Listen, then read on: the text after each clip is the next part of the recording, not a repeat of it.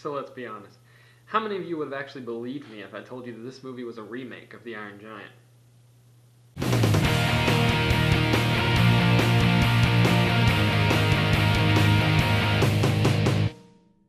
I actually convinced one of my friend's family that Cloverfield was a live-action movie of the Powerpuff Girls. Super 8.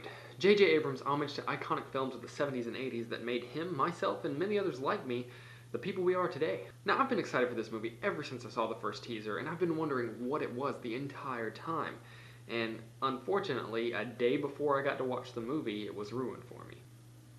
Super 8 is the story of a group of friends in rural America who set out to make a zombie film. They get more than they bargained for whenever a train owned by the United States Air Force crashes, and they are in the midst of it all. They're told by the guy who made the train crash that they need to get out of there or else they're gonna die. And right whenever the government shows up, they hightail it out of there. So I really enjoyed Super 8. The kids in this movie remind me of all the kids that I used to see in all these adventure movies that I watched growing up. But they were still original. They weren't really rip-offs. It was like a mix of the kids from The Goonies, Stand By Me, and E.T. It was fantastic. And their acting was great. This movie really depended on the acting in order to pull it off, and it really had the chops to do it. Now in this movie, the government arrives almost immediately after the train crashes to clean up the aftermath and hide whatever they lost. And let me tell you, that train crash was one of the best cinematic experiences I have had in a long time, right after watching that scene in Black Swan.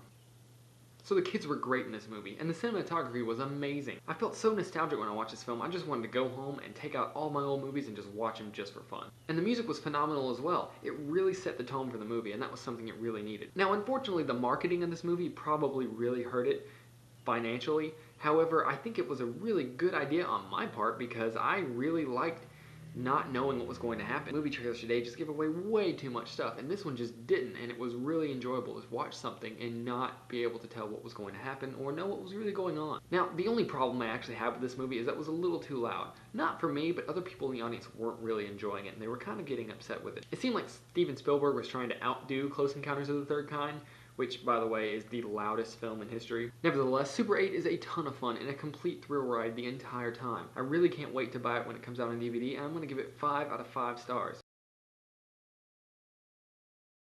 But that's it, guys. I hope you enjoyed my review. If you did, give me a thumbs up. If you didn't, just go ahead and give me a thumbs down. Just I hope you have the guts to tell me why you didn't like it. Check out my channel for some more movie reviews, or you can follow me on Facebook or Twitter. So once again, guys, I'm Saint the Slayer.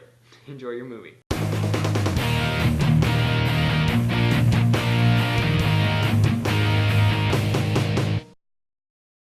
In the midst of a train wreck, that's... Super 8 tells the story of a group... But they get more than they bargain for whenever they... But they get more than they bargain for whenever they accidentally... And then something crazy really... Wow. So the kids were great in this movie, and the Close Encounters of the Third... It seemed like Steven Spielberg was trying to outdo Close Encounters of the Third Time. Nevertheless, Super 8 is a ton of fun and a complete thrill ride. A really fun movie and a complete thrill ride.